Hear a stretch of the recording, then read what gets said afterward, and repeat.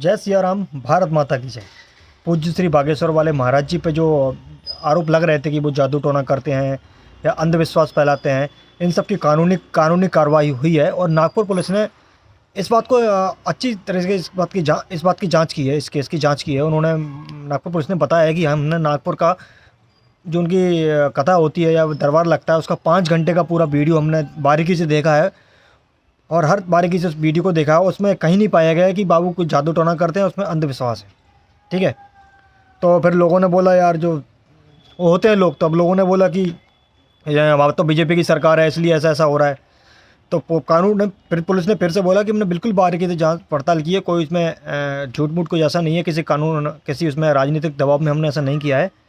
तो वो ऐसा कोई जादू टोना या अंधविश्वास या भ्रम फैलाने वाला कोई काम वहाँ पर नहीं होता है।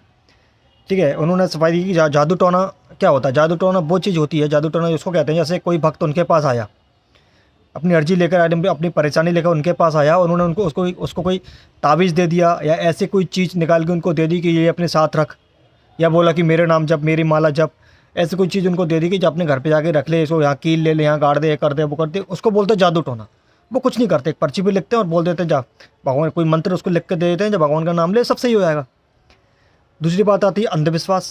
अंधविश्वास क्या होता है, अगर मान लो कोई उनके पास जाता है अपनी अर्जी परेशानी लेकर और वो बोलते हैं कि एक काम कर, तू ये मेरी तस्वीर है, मेरी तस्वीर ले अपने घर में रख और मेरा नाम जप, मेरे भजन कर, मेरी माला जप, भगवान का नाम मंत्र, मेरी माला जप और सब कुछ मेरा जप तप कर। वो तो नहीं बोलते। वो ये बोलते हैं कि कोई भी मरीज उनके पास आते हैं, कोई परेशानी लेकर उनके पास आता है, दुख या हारा, यही बोलते हैं कि अपने एक मंत्र लिख के देते हैं पर्ची पर, ये मंत्र ले, इस माला करना, बाकी मैं भगवान से प्रार्थना करूँगा, वो सब हो जाएगा। और दवा दोनों की ज़रूरत है, डॉक्टर की भी सही सलाह लो, डॉक्टर को मत छोड़ना, डॉक्टर से भी इलाज कराओ। तो ये अंधविश्वास तो कहीं से नहीं हुआ भाई, कहीं से अंधविश्वास, इन दोनों चीज़ की पुष्टि हो चुकी है, इन दोनों चीज़ की पुष्टि हो चुकी है। बाबा क्लीन चिट उनको मिल चुका है, पुलिस की तरफ से, कानून की तरफ से क्लीन चिट मिल गया बाबा को।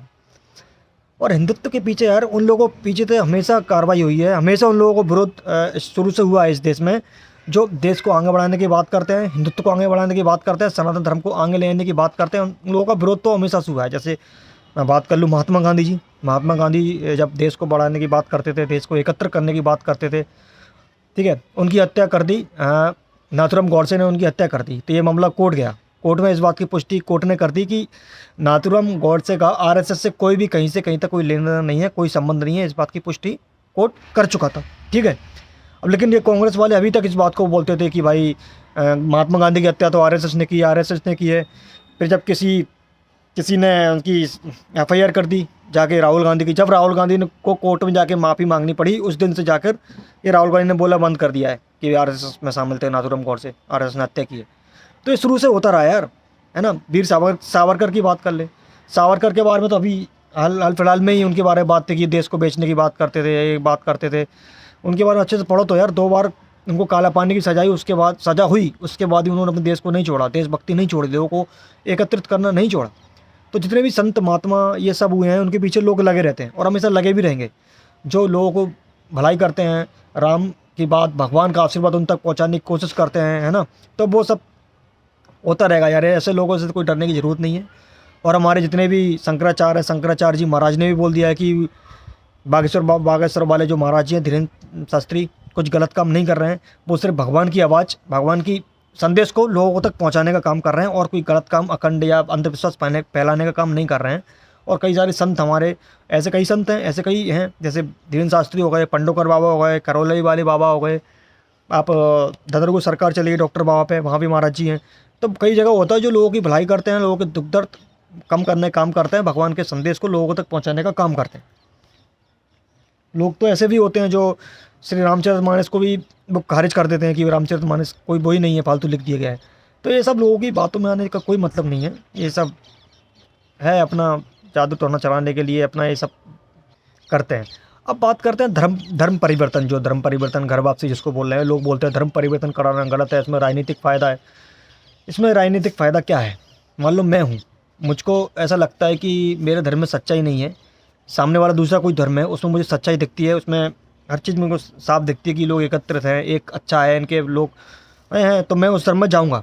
तो वही दूसरे वाले धर्म वाले लोग हमारे धर्म में आ रहे हैं, क्यों आ रहे हैं? उनको लगता है कि इस धर्म में सच्चाई है, इस धर्म में सब एकत्रित हैं, अच्छे की बात करते हैं, एक दूसरे को संभालने की बात करते हैं, किसी का बुरा नहीं चाहते लोग, है ना, सबको एकत्रित करने की बात करते हैं, भजन है, पाठ है, पूजा है, भगवान में श्रद्धा है उन लोगों को, इसलिए तो धर्म परिवर्तन करा के अपना धर्म बदल के हमारे धर्म में आ रहे हैं ना। इसमें गलत क्या है?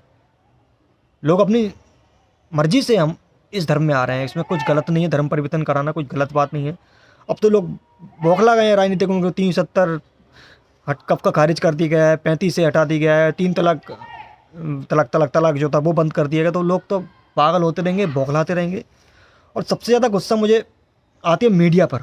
जो मीडिया जब रायपुर में उनकी कथा चल रही थी, वो बीच बीच में जाकर बोल रही थी ऐसा वैसा, कुछ भी सवाल करते रहते हैं मीडिया वाले, है ना। उसमें चलाएंगे बड़े बड़े, उसमें क्या बाबा ढोंगी है, बाबा पाखंडी है, तो ये अपने बाप को ही पाखंडी बोलेंगे। जैसे पिछली वीडियो में मैंने बता दिया था मीडिया के बारे में, जहाँ से पैसे मिलेंगे उनको, उसके बारे में बोलेंगे।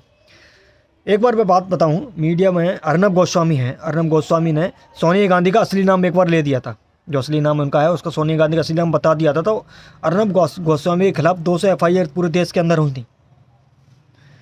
तो ये तो हमारा देश है यार, हमारे लोग हैं, हमारे संत महात्मा हैं, हमारे प्रभु श्री राम हैं।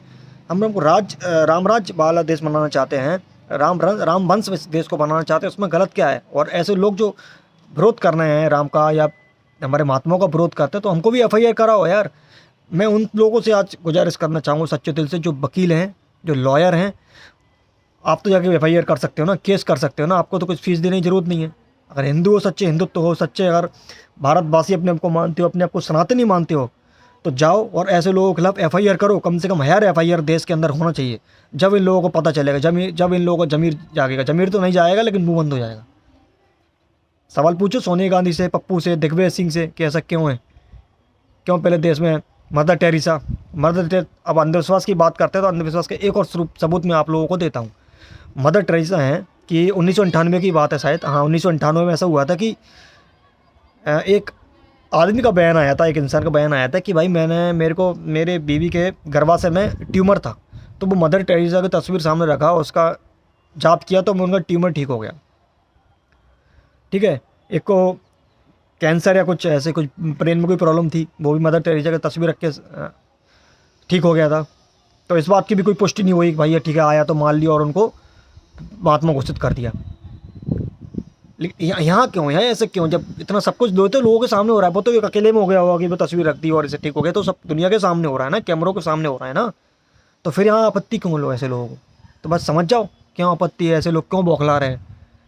क्योंकि ये लोग नहीं चाहते कि हिंदू सब एक हों, ये हिंदू राष्ट्र बने, राम राष्ट्र बने, और बनेगा, राम राष्ट्र बनेगा, हिंदू राष्ट्र बनेगा, हिंदुत्व एक होगा और पूरा भारतवर्ष खुशी से झूम उठेगा, जय श्री राम बोलेगा। बस हम अगर पूरे हिंदू एक हो जाएं और बाबा सबका साथ दें, तो जय श्री राम क्यों नहीं बोलेगा। यही मैं बोलना चाहता हूँ आप लोगों से, एक रहिए, जय श्री राम, जय बागेश्वर वाले का।